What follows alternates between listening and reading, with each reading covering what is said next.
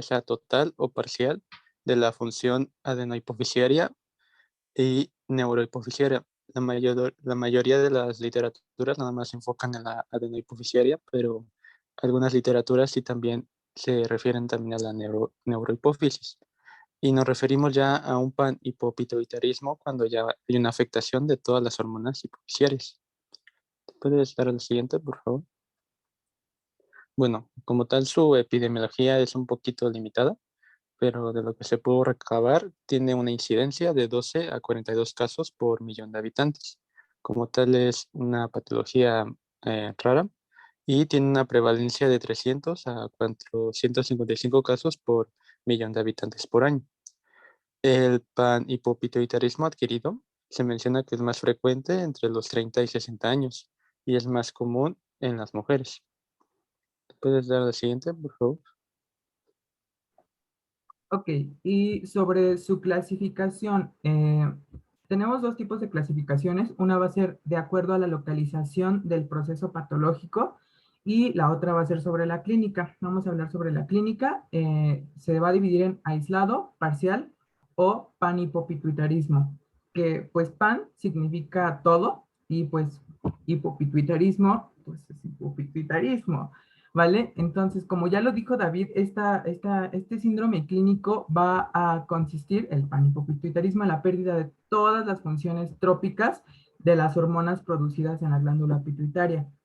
En el caso de que el hipopituitarismo sea parcial, solamente va a haber una pérdida de más de dos funciones trópicas, pero no todas, y en el caso de que sea aislado, solamente va a haber la pérdida de una función trópica pues, de estas hormonas secretadas en pituitaria. La clasificación etiológica se va a llevar a cabo pues, de acuerdo a la causa, va a ser primaria o secundaria. Primaria cuando la afectación está en la glándula pituitaria o secundaria cuando la afectación está localizada en el hipotálamo. Bueno, y vamos a pasar a su etiología. Vamos a tener que, pues, esta va a ser multifactorial, ya que se van a llevar a cabo, pues, múltiples causas, ya sean genéticas, neoplásicas, inflamatorias, inmunológicas, y etcétera. Va a haber muchísimas causas que nos pueden causar este panhipopituitarismo. Y bueno, como lo dijo Adrián, pues se va a dividir en dos categorías, en el primario y el secundario. Y bueno, normalmente o en la mayoría de las ocasiones, el patrón secuencial de las deficiencias hormonales o de las pérdidas de estas hormonas se va a llevar a cabo primero con la pérdida de la hormona de crecimiento, luego con las gonadotropinas, la TSH y finalmente la ACTH. Siguiente. Bueno, aquí les colocamos un cuadro donde podemos ver las causas primarias y las causas secundarias. En las primarias, pues vamos a ver que va a haber neoplasias que nos van a conducir a una destrucción hipofisiaria, en las cuales se van a ver los tumores intracelares, ya sea adenomas, craniofaringiomas, algunos tumores paracelares como los meningiomas, o también se pueden encontrar tumores metastásicos como el tumor de pulmón o también el cáncer de mama. También vamos a poder ver la necrosis isquémica de la hipófisis, que la más común y el ejemplo más común pues va a ser el síndrome de Sheehan. También tenemos a la apoplejía hipofisiaria, la trombosis del seno cavernoso, algunos aneurismas de la arteria carótida, meningitis, hemocromatosis, sarcoidosis, síndrome de la silla turca vacía primaria y también causas iatrogénicas, en donde principalmente va a ser por irritación nasofaringea, hipofisiaria o renal. También vamos a tener algunas causas genéticas, ya sean por mutaciones o de lesiones y causas idiopáticas. Y bueno, en las causas secundarias, pues aquí igualmente vamos a ver tumores que alteren el hipotálamo o el tallo hipofisiario, algunas lesiones cerebrales traumáticas, causas iatrogénicas, infecciosas, y también podemos encontrar aquí al estrés y causas genéticas, principalmente con el gen de la vasopresina. Siguiente.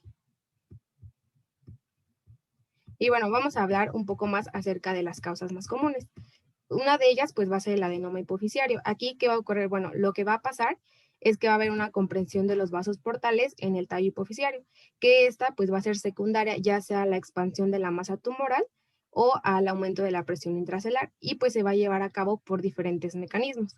Uno de ellos pues puede ser la aplicación de presión directa, la comprensión de las venas porta por el tallo hipofisiario, el aumento de la presión intracelular, la necrosis focal por la interrupción prolongada de la vena porta o por el daño a los tejidos que van a rodear este tumor. Y bueno, a algunos tumores que ocupan este espacio, pues vamos a encontrar a los craniofaringiomas, a los quistes de la hendidura de Rathke, algunos quistes aracnoideos, condromas o cordomas. Y bueno, aquí el inicio de este panhipopituitarismo va a ser lento y se dice que en un macroadenoma el déficit más común va a ser el de la hormona de crecimiento, mientras que en pacientes que presenten un microadenoma va a ser el déficit más común el de las gonadotropinas. Siguiente. Y bueno, otra de las dos causas principales pues va a ser la cirugía hipoficiaria y la radioterapia. En la cirugía hipoficiaria, pues aquí se ve una incidencia hasta del 10 al 25%, y pues esta tiene que ver más con el tamaño del tumor, el grado también de invasión, la cantidad de tejido y también se hablaba de la técnica quirúrgica. Y bueno, en la radioterapia, esta va a depender de la dosis total, del número de fracciones y de la duración. ¿Le puede dar la que sigue, por favor? Bueno, aquí lo que vamos a ver es que la velocidad a la que se van a desarrollar estos déficits hormonales va a depender de la dosis, ya sea que cuanto mayor sea la dosis de irradiación, mayor va a ser la deficiencia. Como lo podemos ver, de acuerdo a la irradiación, entre más fuerte sea, más rápido se va a llevar esta deficiencia hormonal. Y bueno, ¿le puedes dar a la que sigue, por favor? Y bueno, pues se va a presentar un curso de pérdida de las deficiencias. Primero, se va a perder la hormona de crecimiento, ya que esta va a ser la hormona más sensible. Después vamos a poder ver la deficiencia de gonadotropinas, de ACTH, y la TSH va a ser la hormona más resistente a esta radioterapia. Siguiente. Y bueno, también tenemos causas genéticas, que aquí les colocamos una tabla, donde podemos ver que puede haber algún defecto genético, que pues nos va a dar la deficiencia hormonal en conjunto, o sea, de diferentes hormonas, o también aislado, en donde algún defecto genético solamente nos va a provocar alguna deficiencia hormonal. Siguiente. Y bueno, otras causas que no son tan comunes, pero que también se llegaban a mencionar, pues va a ser la apoplejía hipoficiaria. Y aquí, pues esta va a ser la destrucción abrupta del tejido hipoficiario, que va a resultar de un infarto o una hemorragia en la hipófisis, en un adenoma hipoficiario. Y pues aquí las deficiencias hormonales se van a desarrollar rápido. También tenemos al síndrome de Sheehan, que como lo sabemos, esta va a ser la necrosis isquémica de la hipófisis, con infarto y necrosis como consecuencia de una hemorragia posparto grave. También vamos a tener a la hipofisitis linfocítica. Aquí lo que va a ocurrir es que va a haber una infiltración difusa de la hipófisis anterior con presencia de linfocitos y células plasmáticas, que nos va a dar la deficiencia ya sea aislada o combinada de la ACTH, de la TSH y de la gonadotropinas y hormona del crecimiento. Y también vamos a tener en este grupo a los traumatismos craneoencefálicos, que aquí los factores de riesgo que más se van a asociar a este panhipopituitarismo van a ser traumatismos que ocurran en la fractura de la base del cráneo, que haya una lesión axonal difusa y un aumento de la presión intracraneal. Y aquí se va a llevar primordialmente la deficiencia de la hormona de crecimiento, que esta puede llegar a ser evidente inmediatamente después del traumatismo o puede ocurrir después de meses o años. Siguiente. Vamos a tener también algunas enfermedades granulomatosas como la sarcoidosis, la tuberculosis, que pues estas van a afectar con mayor frecuencia a la neurohipófisis. También la hemocromatosis, que aquí va a causar este panhipopituitarismo porque va a haber un depósito de hierro en las células hipofisiarias, específicamente se habla de las gonadótropas, que esta pues suele afectar al hipotálamo y también llega a afectar a las gónadas. Y también vamos a tener a la anorexia nerviosa, y al estrés, que aquí el estrés se veía o se manifestaba a través de algunas citocinas inflamatorias. Se hablaba de la interleucina 1 y la interleucina 6, que estas iban a ocasionar un efecto supresor en los niveles de la hormona liberadora de tiroides y de la hormona liberadora de gonadotropina, que esa nos inducía a un hipogonadismo hipogonadótropo. Siguiente. Bueno, en el cuadro clínico vamos a ir contando dependiendo de su pérdida secuencial. En este caso nos habían dicho que era la hormona del crecimiento. Esta va a ser la primera hormona en afectarse y se manifiesta principalmente en los niños. Esto lo vamos a ver principalmente porque van a tener una talla baja. En este caso, después la imagen de un niño de 11 años que tiene como estatura 1 metro, pero tomando en cuenta las gráficas de talla para la edad de la CDC, a los 11 años debería tener en promedio una talla de 1,40 aproximado. Y bueno, en el caso de los adultos van a tener una clínica un poquito más ambigua porque como tal, pues no nos van a hacer sospechar de un panhipopituitarismo porque pues van a tener deficiencia de sudor, van a tener fatiga y reducción de la fuerza muscular, van a aumentar de peso y también van a tener alteraciones como la depresión, ansiedad y aislamiento social. En la exploración física en los adultos vamos a ver que van a tener una obesidad abdominal, van a tener un pobre desarrollo muscular y además van a tener una piel delgada y muy seca. Además de que vamos a ver que tienen reducción del rendimiento físico y además se van a ver como tal deprimidos. ¿Puedes estar la siguiente, por favor? Luego vamos a tener a las gonadotropinas, que son las segundas hormonas en afectarse y van a ser el motivo de consulta en los adultos. Vamos a tener que, pues, tanto en hombres como mujeres va a haber una disminución de la libido y va a haber como tal una infertilidad. En el caso de los hombres, debido a la falta de testosterona, pues va a haber fatiga y como no va a haber ese desarrollo muscular, pues van a tener disminución de la fuerza muscular. En las mujeres como tal, como los estrógenos no desarrollaron los, los genitales, pues como tal va a haber una dispaurenia, porque como tal su órgano sexual no está adaptado para, lo que para el coito. Y además va a haber una menorrea o oligomenorrea. En el caso de las niñas va a ser una menorrea primaria porque como tal no la van a estar manifestando. Y bueno, como tal, este déficit va a generar un riesgo temprano de osteoporosis y aterosclerosis. ¿Puedes dar a la siguiente, por favor? Y bueno, dependiendo de qué vamos a explorar, en el caso de los niños, pues previamente con el permiso de los padres, en los niños vamos a ver que van a tener un pene pequeño y como tal testículos pequeños. Esto, pues primeramente lo vamos a valorar pues cuando estén en etapas de la pubertad y como si no, como tal no hay un crecimiento, pues, pues el testículo lo vamos a valorar con el orquidómetro de Prader. Este nos va a valorar el volumen testicular. Generalmente cuando se llega a la pubertad se tiene un volumen de 4, pero si tienen una disminución total de las hormonas, pues no llegan a tener menos de 4, pero si llegaran a tener una hipofunción, ¿le puedes dar un clic, por favor? Generalmente tienden a tener un retraso en lo que es el desarrollo de sus testículos. Y ahí pueden ver como tal, en los estadios de Tanner, qué, qué valor del orquidómetro de Prader, pues van a estar teniendo. Y bueno, como tal, el pene, pues va a variar mucho dependiendo pues, de la genética y la etnia, y como tal no es como que muy específico.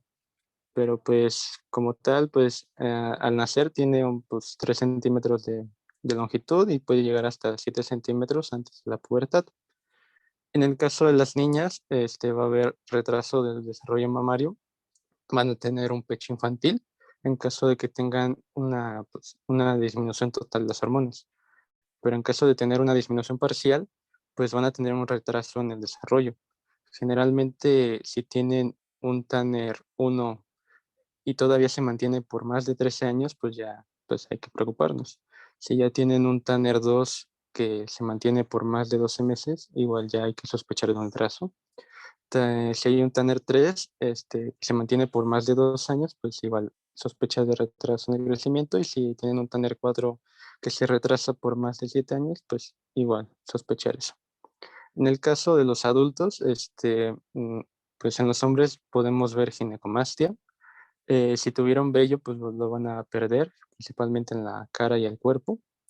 También van a tener una piel delgada y pálida, porque igual la testosterona estimula la formación de eritrocitos, así que pueden llegar a tener una anemia. Va a haber disfunción eréctil y como tal sus testículos pueden disminuir de tamaño. La ginecomastia, pues la podemos valorar, pues como tal por si aumenta el desarrollo del pezón y si llega a aumentarse lo que es la masa adiposa alrededor de este pezón.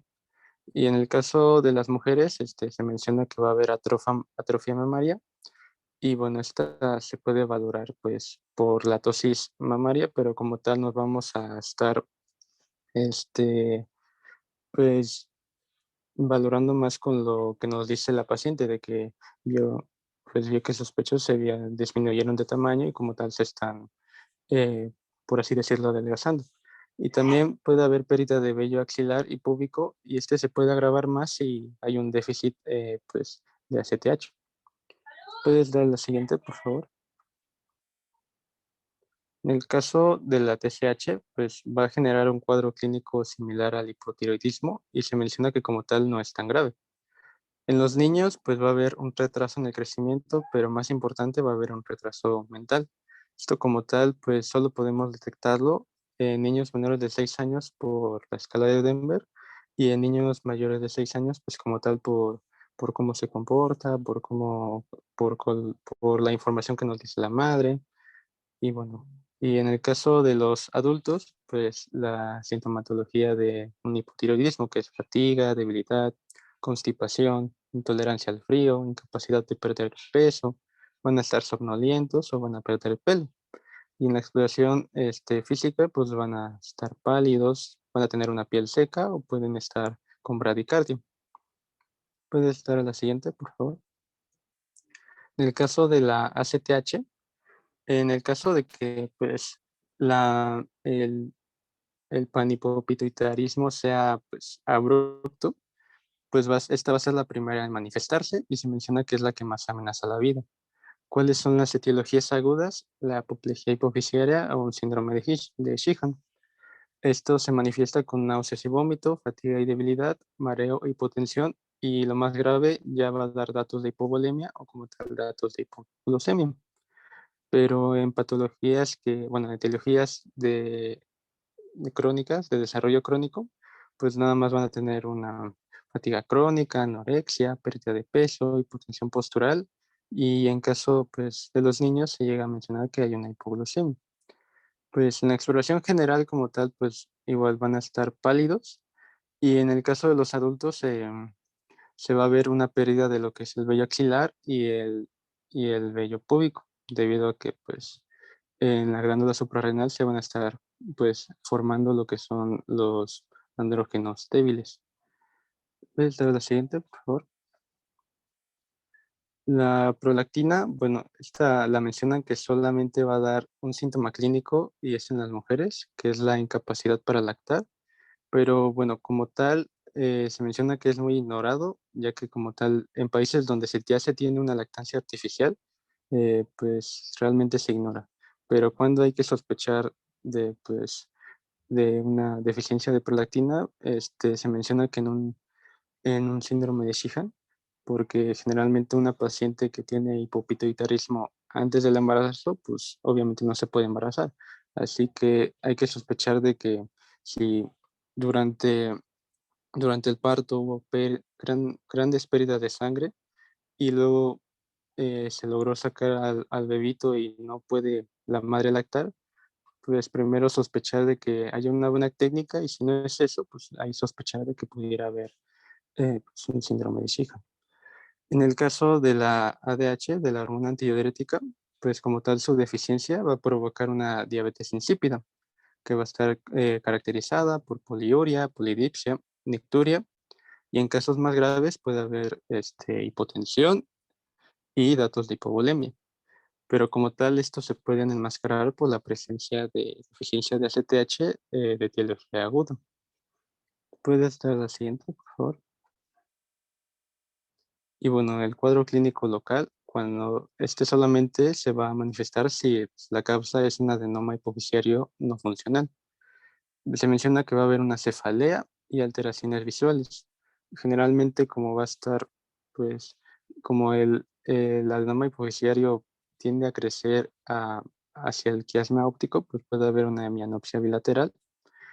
También, si llega a afectar lo que es parte del cerno cavernoso, pues puede haber disminución de la agudeza visual o una diplopía.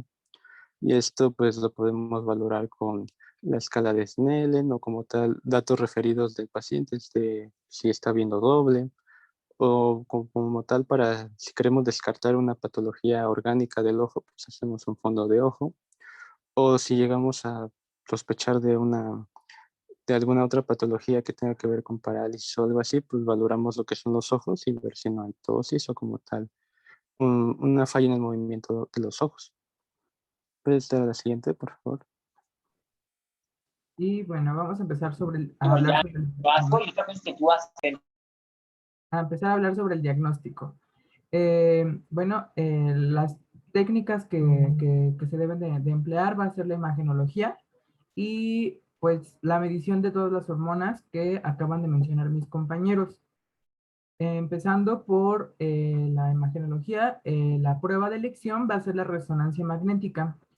Esta va a ser también, o parte de su pro, va a ser que vamos a poder observar en ella microadenomas de hasta 3 milímetros de diámetro, que va a estar indicada en los casos donde existe una contraindicación para hacer una tomografía computarizada, ya sea porque haya clips arteriales o que haya marcapasos que tenga el paciente. Y pues también la resonancia magnética, pues qué es lo que nos va a enseñar, qué es lo que nos va a mostrar, ya les dije, los microadenomas y defectos del desarrollo de la hipófisis, que podría ser como en el caso de esta imagen, en el que pues apreciamos un corte sagital que muestra una neurohipófisis ectópica, que es cuando, bueno, aquí lo que sucede es que el tallo hipofisario no puede transmitir factores liberadores a la hipófisis anterior y esto va a producir un panhipopituitarismo. Y bueno, está ahí marcado con una flechita de color blanco, una señal hiperintensa que surge de los gránulos secretores. A ver. Y tengo estas imágenes también que en la primera, la A, la glándula pituitaria de la parte izquierda, dentro se ve, pues, ¿cómo se llama? Un área focal hipertensa, bueno, con hiperintensidad, no hipertensa, hipertensa es otra cosa, en el plano T1.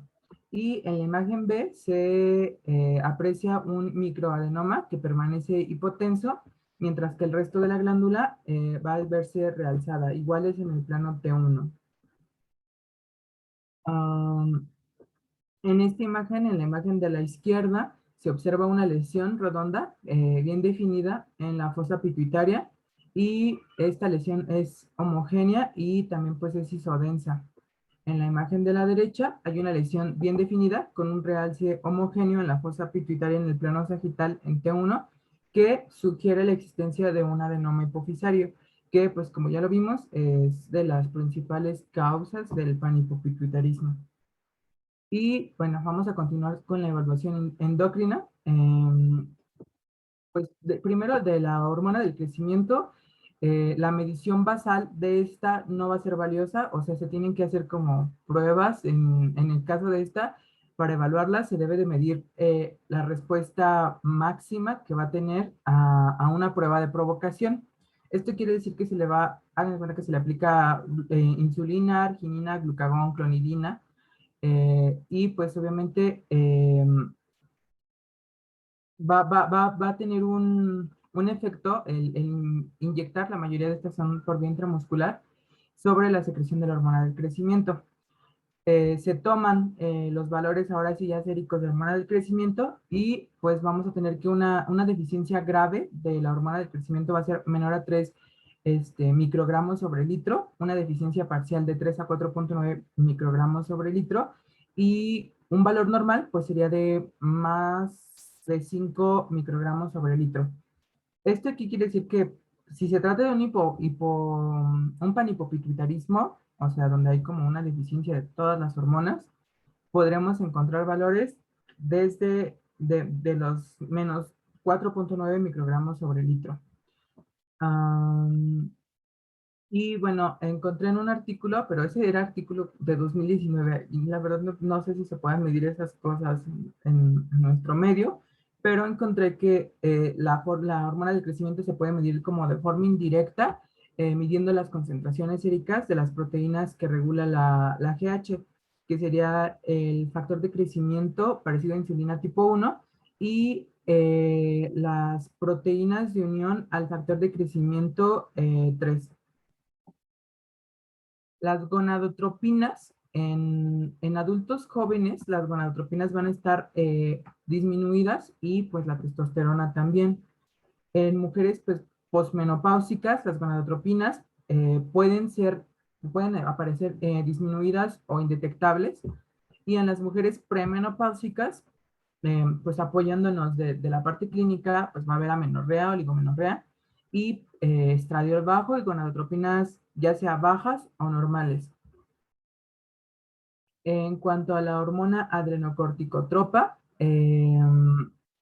bueno, pues biológicamente los niveles más altos de cortisol en el plasma se van a encontrar de 6 a 8 AM y los más bajos a medianoche.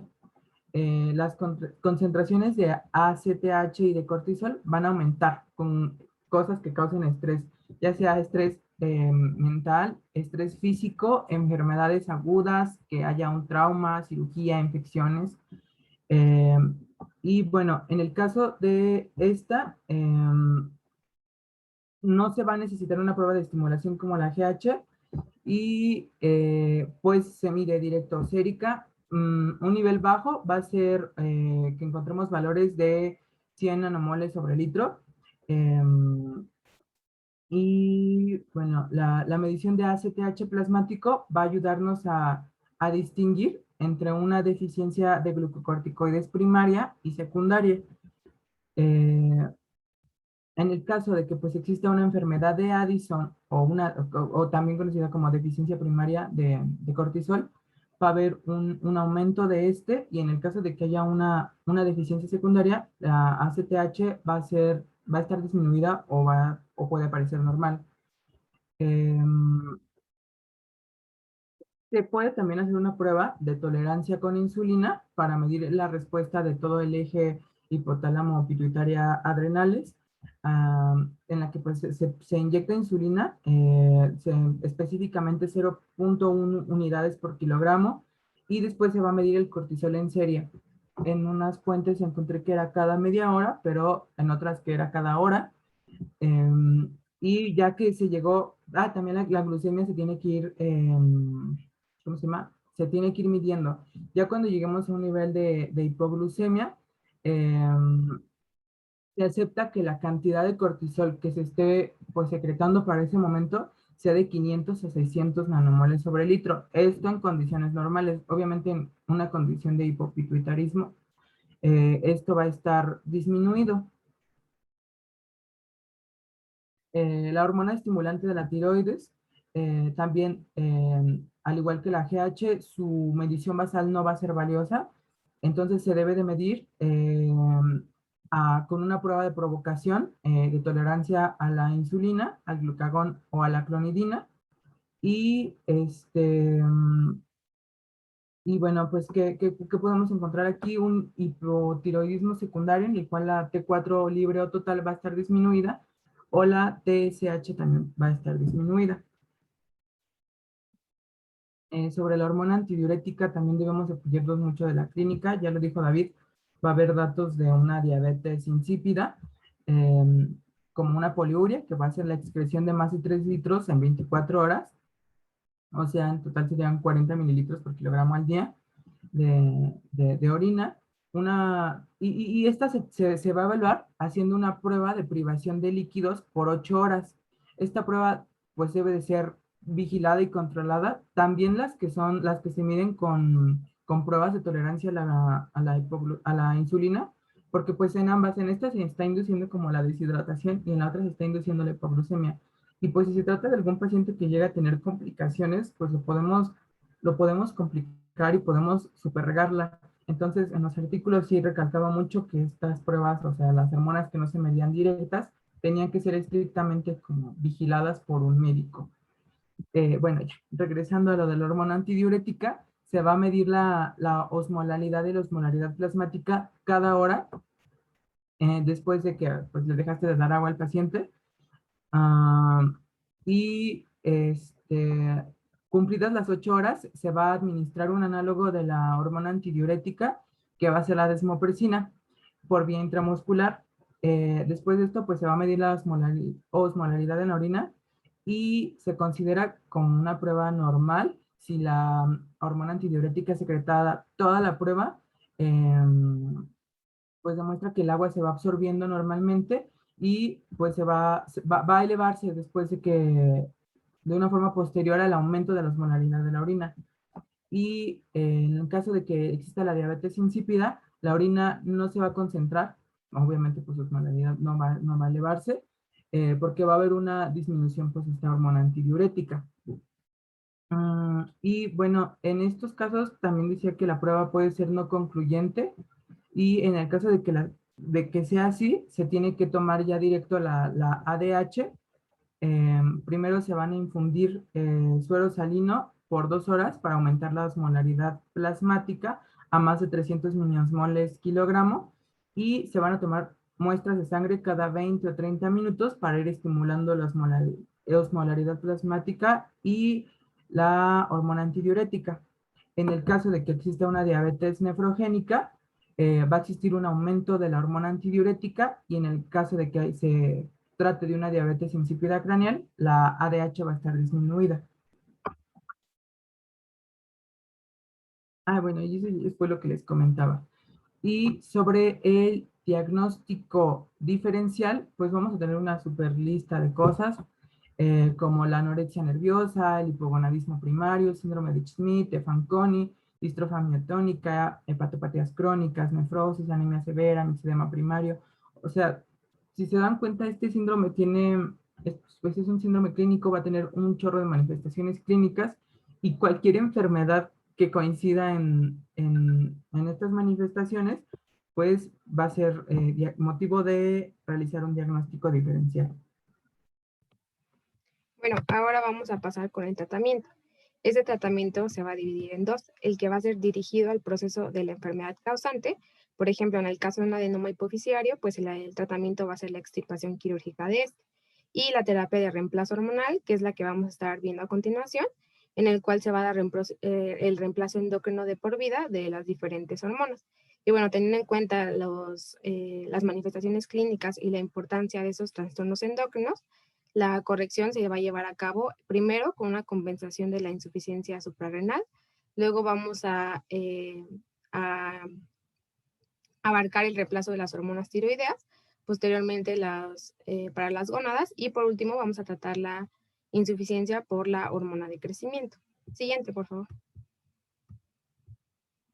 Bueno, la primera va a ser la hormona adrenocorticótropa, que pues el objetivo aquí va a ser imitar los niveles fisiológicos y prevenir el reemplazo excesivo.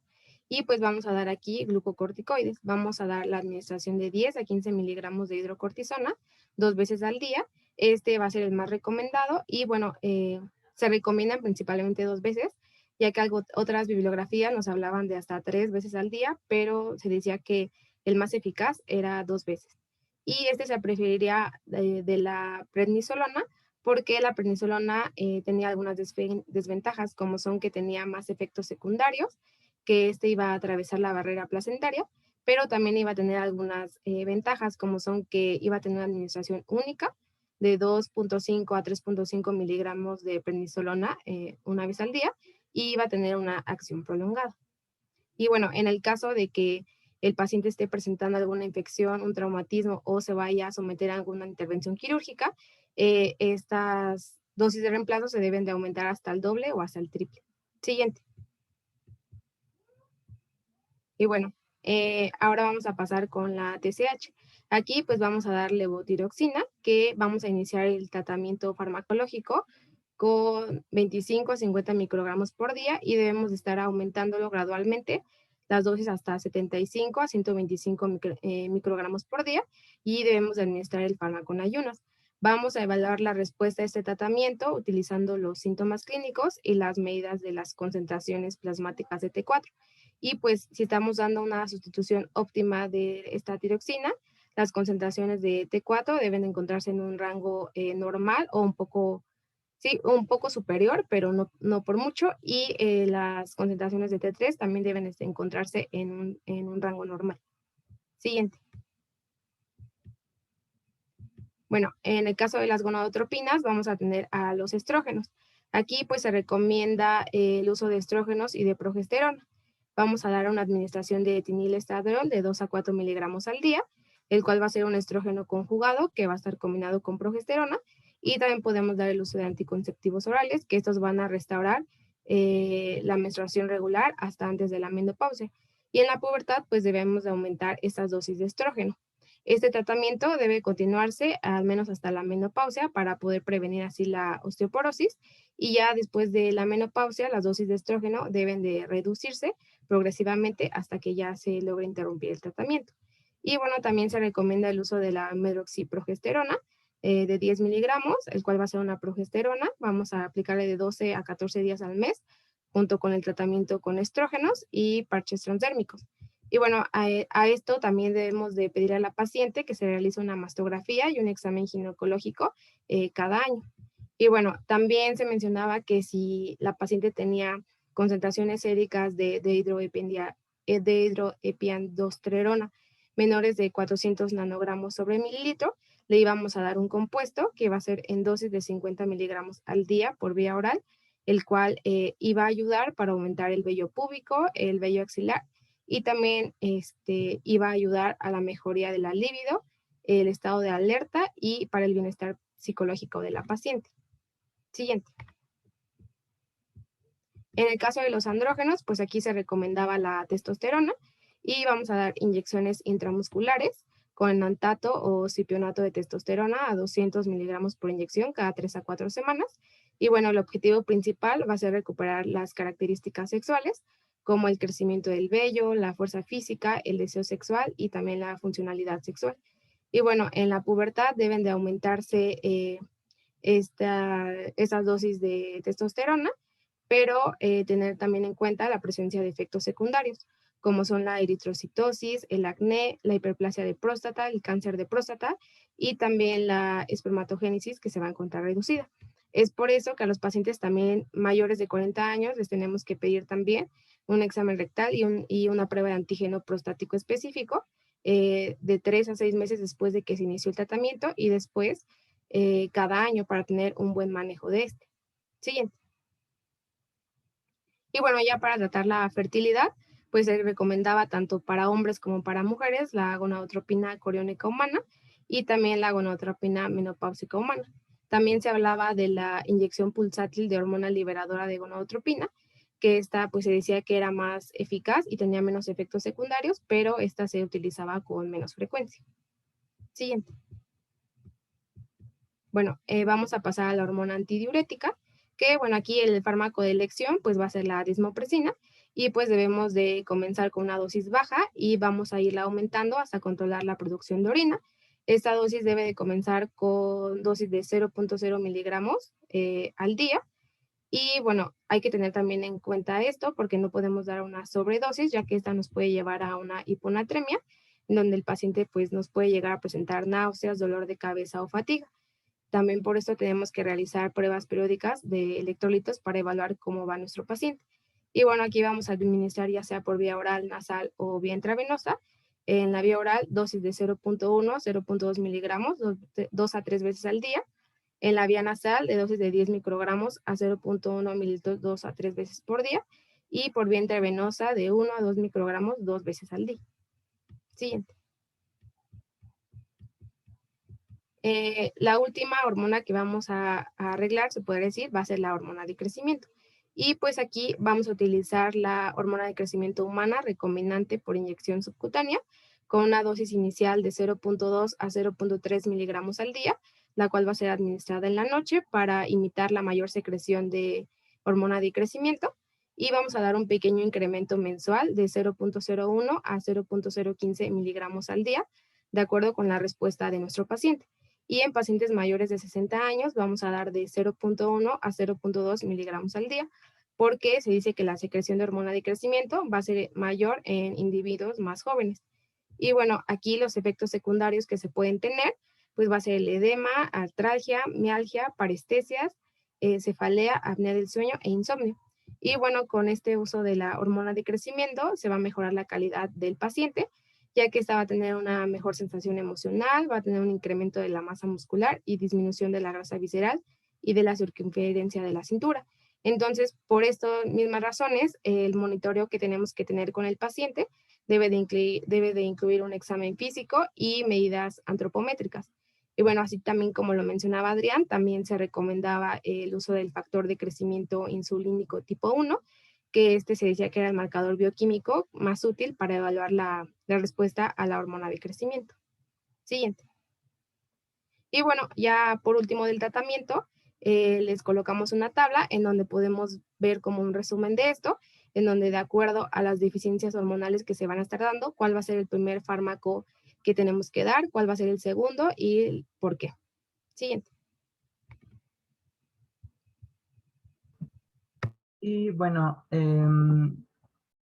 bueno, decidimos incluir esto de a futuro, del tratamiento a futuro, porque encontramos muy poquitas fuentes de información respecto al tema de panhipopituitarismo. Había un buen de artículos de hipopituitarismo, pero no de panhipopituitarismo.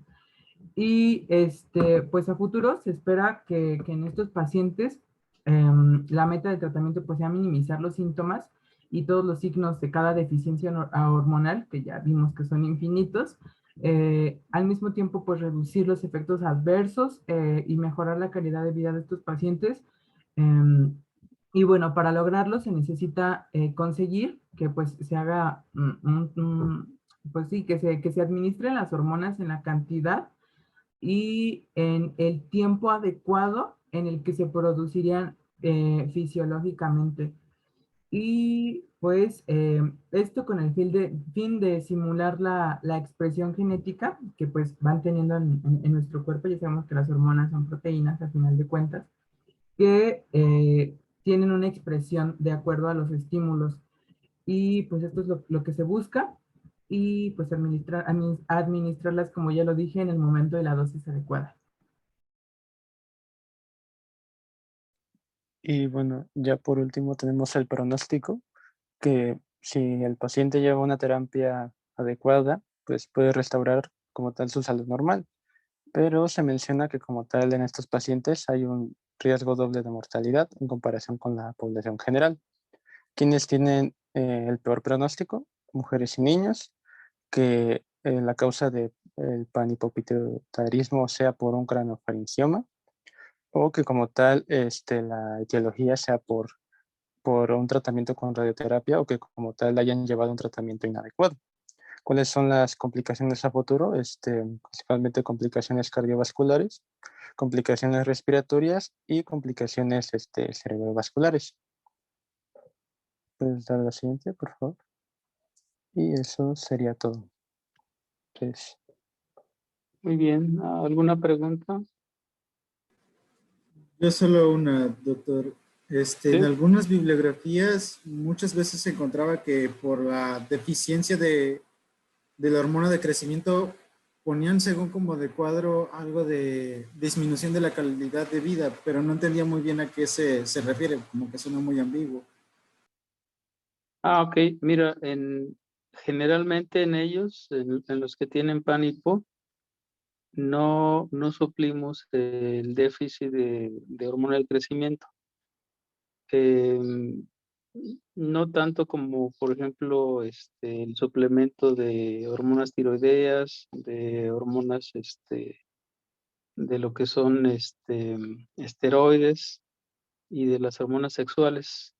Lo dejamos como en un término menor porque se supone pues que ya no altera mucho el dar o no dar hormona del crecimiento. La disminución de la calidad de vida tiene que ver con que estos pacientes de repente se sienten cansados y que disminuye la masa muscular. Sobre todo el cansancio y la fatiga. Eso es con lo que me he encontrado en los pacientes que de repente revisamos en forma conjunta con endocrinología, pero no es habitual que demos suplemento de hormona del crecimiento en el adulto. En los niños obviamente sí, porque todavía no termina su crecimiento, ¿no? Pero pues sí, contestando a tu pregunta, es sensación, disminución de la calidad de vida sobre todo por cansancio y fatiga. ¿Alguna otra pregunta? A ver, yo quería agregar algo de ahí. Yo investigué sobre eso y no sé si se refiere a mi compañero a que obviamente al incrementar la adiposidad y que cause sobrepeso, puede provocar, bueno, no puede provocar, causa un aumento del riesgo cardiovascular. Y pues según de lo que estaba leyendo también, pues obviamente esto tiene implicaciones sociales y tiene que ver con el aislamiento social que va a tener el paciente, aparte de de todos los síntomas emocionales. Sí, claro, efectivamente.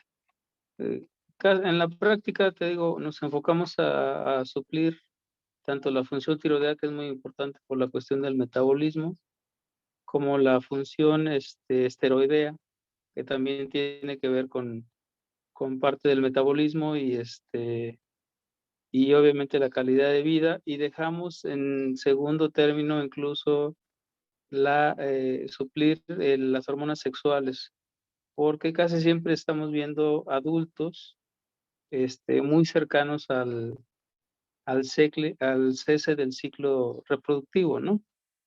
Em, en el aspecto de las hormonas, digamos, de la testosterona, bueno, pues en ocasiones depende de los niveles y obviamente si es hombre, ¿no? Suplir este tipo de hormona. ¿Alguna otra pregunta? No, doctor, muchas gracias. No, doctor, Muy bien. gracias. Nada más recuerden que la determinación del control del metabolismo va a ser con la T4 libre, T3 o T4 libre para el control de las hormonas tiroideas, ¿no? Del metabolismo tiroideo y